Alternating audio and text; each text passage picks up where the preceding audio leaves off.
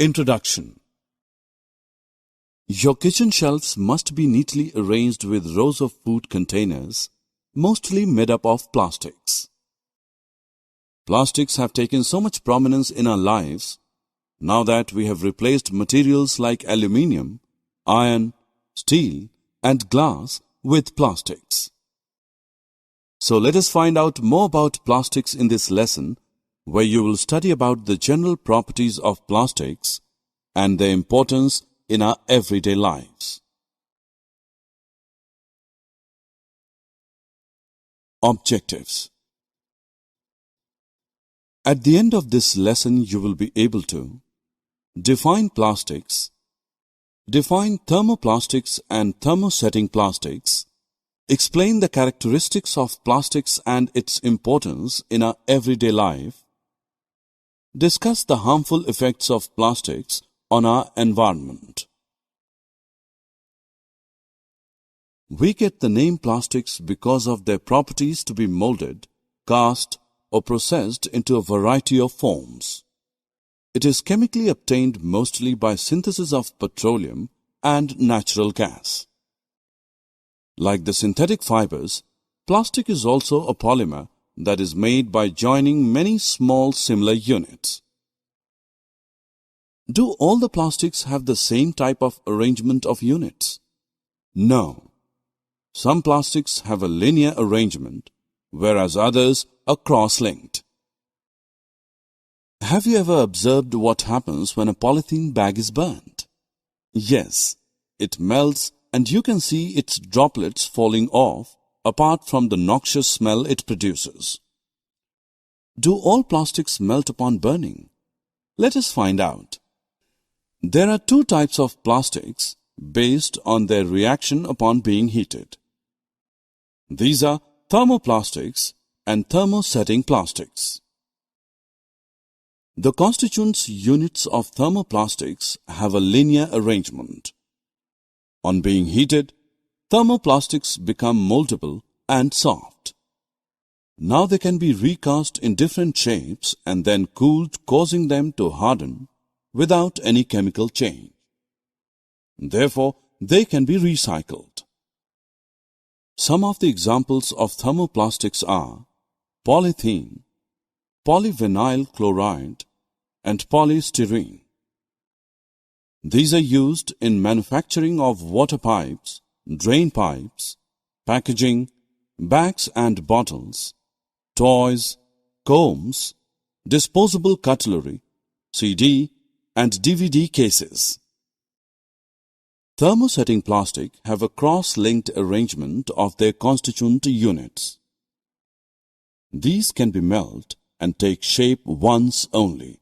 After they have solidified, they stay solid. On subsequent heating, they do not become soft and hence do not change their shape. Therefore, these cannot be recycled. Bakelite and melamine are two examples of thermosetting plastics. The familiar electrical switches, handles of utensils are made of bakelite as it is a poor conductor of heat and electricity, whereas melamine is used for making floor tiles and kitchenware and certain fabrics as it is fire resistant. Why are plastics so widely in use?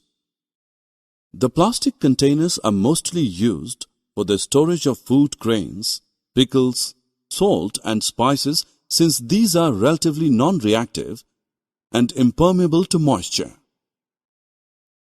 Since plastic is a poor conductor of electricity, the electrical wires have plastic covering. Did you ever notice that the utensils which are used for cooking have plastic handles? Plastics being poor conductor of heat, we can therefore easily hold the handle of a hot utensil. Not even a single day passes when we haven't seen or used an object made of plastic. It has taken so much prominence in our lives due to a number of its properties which make it convenient to use. It is used as parts in airplanes, spacecrafts and cars due to its light weight and strength. These are extensively used in the healthcare industry for packaging of tablets, as threads used for stitching wounds, syringes, doctor's gloves, and a number of medical instruments. Have you ever noticed the frying pan for cooking dosa? You would have seen a black coating on it. It is of Teflon, which is a special plastic on which oil and water do not stick. Thus, it is used as non-stick coating on cookware. You would be amazed to know that there are also fireproof plastics.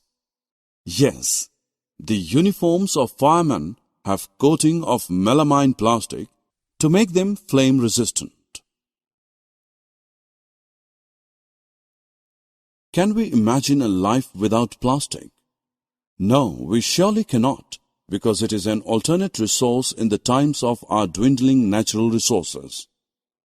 But what price have we paid for it? We know that plastic, being a synthetically derived substance, is non-biodegradable, since the enzymes required for its decomposition are absent in the decomposers, such as various bacteria and fungi. Thus, heaps of plastics are collected and dumped in landfills. They will stay there for several hundred years, releasing toxic chemicals into the soil and nearby water resources. Also, as plastics form a cover on the ground surface and are impermeable to water, the rainwater would not be absorbed into the soil, thus diminishing our underground water reservoirs. You must have seen cows struggling to take out food from the plastic bags thrown near the garbage heaps. They end up eating the plastic bags as well. It can choke their respiratory tract or form a lining in their stomachs, causing their death. On burning plastics, it releases toxic fumes into the atmosphere. Other plastic menace is the choking of drains, which leads to their overflowing and flooding during the rains. There are a number of steps that we can take as environmentally conscious citizens so as to safeguard our environment from the growing menace of plastics. We can replace plastic shopping bags with jute bags or handmade paper bags.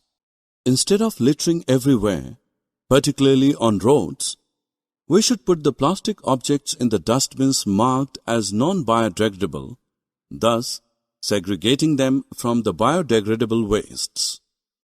Sell plastic scraps to the scrap dealer for recycling. Adopt the policy of 4 Rs, which is reduce, reuse, recycle, and recover. Summary. Let us summarize what we have learned. Plastics are polymers. Thermoplastics and thermosetting plastics are the 2 important types of plastics. Plastic is non-reactive, light, strong and durable, and a poor conductor of heat and electricity.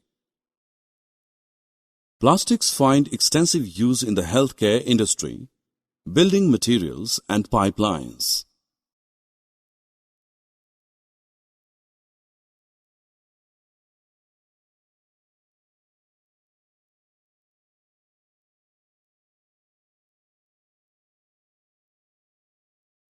On burning, the plastics release poisonous gases.